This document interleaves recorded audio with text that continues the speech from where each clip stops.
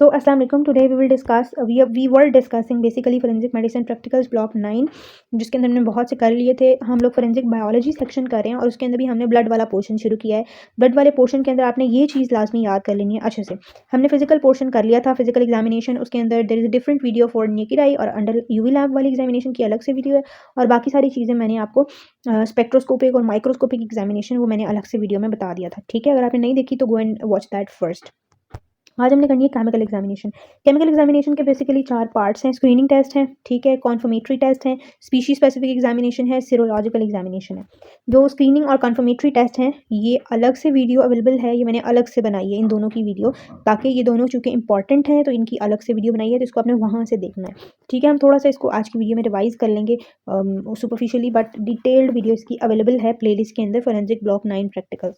ठीक है, आज जो पर्टिकुलरली हमारा टॉपिक है ना वो ये है स्पीशीज स्पेसिफिक एग्जामिनेशन में immunological test, microscopic examination, serological examination. ठीक है, जिसमें ब्लड ग्रुपिंग आ जाती है।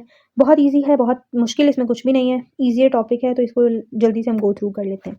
अगर आपसे पूछा जाए कि how will you chemically examine the blood, और किस तरह से आप आइडेंटिफाई करेंगे, तो आपने इन चारों के नाम लेने हैं और जो इनकी सब टाइप्स हैं इनके भी नाम लेने हैं, तो पूरे मार्क्स मिलेंगे। ठीक है, सिर्फ हेडिंग्स बोलने से पूरे मार्क्स नहीं मिलेंगे। ठीक है, और ये बहुत इंपॉर्टेंट है, ब्लड वाला ऑस्पी में आता होता है। और आपके ब्लॉक 9 के अंदर चूँकि फोरेंसिक के 2 स्टेशन है, तो you must have to do these practicals, क्योंकि आपके स्टेशन 2 में इन्हीं में से आने हैं। ठीक है, तो इनको अच्छे से करके जाएँ, पूरी प्लेलिस्ट इंशाल्लाह आपको अवेलेबल होगी, तो आपने वहाँ से सारे प्रैक्टिकल्स को कवर करके जाना है। एंड आई मेक श्योर कि सारे आपके एलओज उसमें कवर हो रहे हों। ठीक है, सो लेट्स डू इट। ये भी अगेन वही क्लासिफिकेशन ये डिफाइन की हुई है कि स्क्रीनिंग टेस्ट होते हैं, कन्फर्मेटरी टेस्ट होते हैं, फिर स्पीशीज स्पेसिफिक टेस्ट हैं, और एंड पे सीरोलॉजिकल टेस्ट हैं जिसमें ब्लड ग्रुपिंग आ जाती है। ठीक है, ये हमने कर लिया था जी। स्क्रीनिंग टेस्ट में 2 टेस्ट आते हैं, बेंजीडीन टेस्ट और फिनोल्फ्थलीन टेस्ट। बेंजीडीन टेस्ट में पॉजिटिव आना चाहिए। अच्छा, इन दोनों टेस्टों की डिटेल तो मैंने बताई हुई है। कलर चेंज आप देख लें, ग्रीनिश ब्लू कलर आता है इसके अंदर और पिंकिश पर्पल कलर आता है इसके अंदर। ठीक है, उसके बाद कन्फर्मेटरी टेस्ट में टाकायामास टेस्ट जो है उसके अंदर आपको इस तरह के crystals, pink feather like crystals of haemochromatosis नजर आते हैं, और उसकी स्लाइड ये मैंने उस वीडियो में नहीं दिखाई थी, इसलिए मैं यहाँ पर दिखा रही हूँ। इस तरह की स्लाइड नजर आती है। ये वाला क्रिस्टल देख रहे हैं इस तरह से, तो इस तरह से ना इसके क्रिस्टल्स होते हैं। ये छोटे छोटे वाले भी कुछ कुछ इसी तरह के हैं। ठीक है, तो इस तरह के इसके क्रिस्टल्स होते हैं, जैसे टाकायामास टेस्ट। और जिसके अगर टेकमेंस जो टेस्ट है ना, इसके क्रिस्टल्स रोम्बिक क्रिस्टल्स होते हैं, लाइक दिस। इसको अगर आप देखें ना, तो इसके अंदर क्रिस्टल्स की शेप ये देखिए, ये वाला पर्टिकुलरली, ये वाला भी, दिस इज रोम्बिक क्रिस्टल्स, और एक को मॉडिफाई करेंगे तो इस तरह की अपीयरेंस आएगी। तो ये आपका जो है वो टेकमेंस टेस्ट है। ठीक है, अब हम आ जाते हैं अपने स्पीशीज स्पेसिफिक एग्जामिनेशन के ऊपर, जिसमें आपके पास इम्यूनोलॉजिकल टेस्ट आते हैं, माइक्रोस्कोपिक एग्जामिनेशन आती है।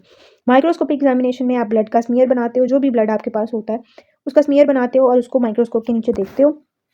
उसमें आपको डिफरेंट स्पीशीज़, अच्छा आपने आइडेंटिफाई करना होता है कि ये ब्लड है या नहीं है। अगर ब्लड है तो ह्यूमन का है, एनिमल का है, किसका ब्लड है, ठीक है, उसका ओरिजिन क्या है, ये सारा कुछ आइडेंटिफाई करना होता है। मकसद हमारा एग्जामिनेशन का ये होता है, तो हम लोग माइक्रोस्कोप में स्पीशी आइडेंटिफिकेशन कर रहे होते हैं बेसिकली।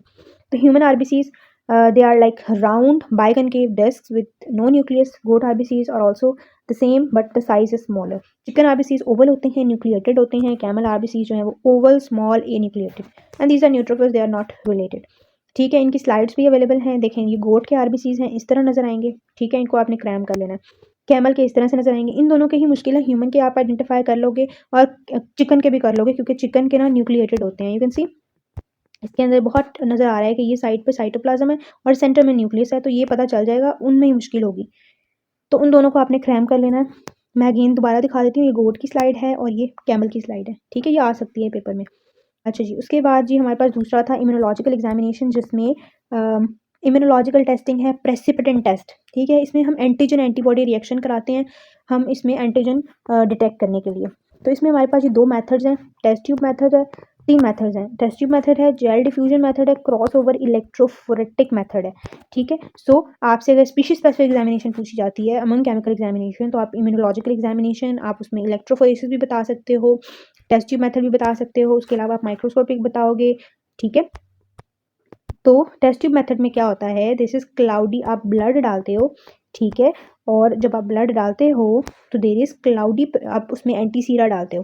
पहले आप ब्लड डालते हो, फिर उसमें अपना जो है वो डिफरेंट टेस्ट ट्यूब्स प्रिपेयर करते हो, उन सब के अंदर आपके पास ब्लड सैंपल होता है, फिर आप उनके अंदर डिफरेंट एंटी सीराज डालते हो, जिसके अंदर डिफरेंट एंटीबॉडीज होती हैं।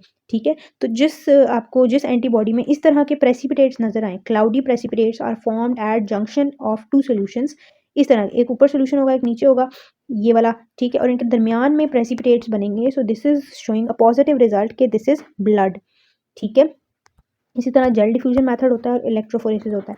इलेक्ट्रोफोरेसिस में बेसिकली हीमोग्लोबिन की टाइप्स की बेस पर ना डिफरेंशिएशन होती है इलेक्ट्रोफोरेसिस मशीन पर, वो मूव करते हैं, ठीक है। इसकी डिटेल इतनी इंपॉर्टेंट नहीं है। वी हैव सीरोलॉजिकल एग्जामिनेशन जिसमें वी हैव ब्लड ग्रुपिंग और उसके अलावा सीरम के अंदर हम लोग डीएनए प्रोफाइलिंग करा सकते हैं पीसीआर वगैरह से, but they are very complex, वो नॉर्मली यूज़ नहीं होते। ABO blood group system is the most common, जिसमें आपको पता है ब्लड ग्रुपिंग हम लोग करते हैं तो उसके दो मेथड्स होते हैं। There is forward blood typing and reverse blood typing. Forward blood typing में क्या होता है, हमारे पास अननोन एंटीजन होता है, हम पेशेंट का या सैंपल लेते हैं, आपके पास डेड बॉडी का आया है, सैंपल के अंदर अननोन एंटीजन है, आपको नहीं पता, ठीक है। आप उसके अंदर नोन एंटी सीरा डालते हो जिसके अंदर नोन एंटीबॉडीज़ होती हैं और आपको पता है आपने एंटीबॉडी ए डाली है। अगर यहाँ पर एंटीबॉडी ए आरबीसी में डालने के बाद वो वाली स्लाइड पर क्लम्पिंग हो जाती है, सो दैट वुड इंडिकेट कि इसके अंदर ए एंटीजन मौजूद है। इसका मतलब this is a blood group A, ठीक है, क्योंकि अगर एंटीजन होगा तभी एंटीजन एंटीबॉडी कॉम्प्लेक्स बनेगा और एग्लूटिनेशन होगी और वहां पर क्लम्पिंग नजर आएगी, ठीक है।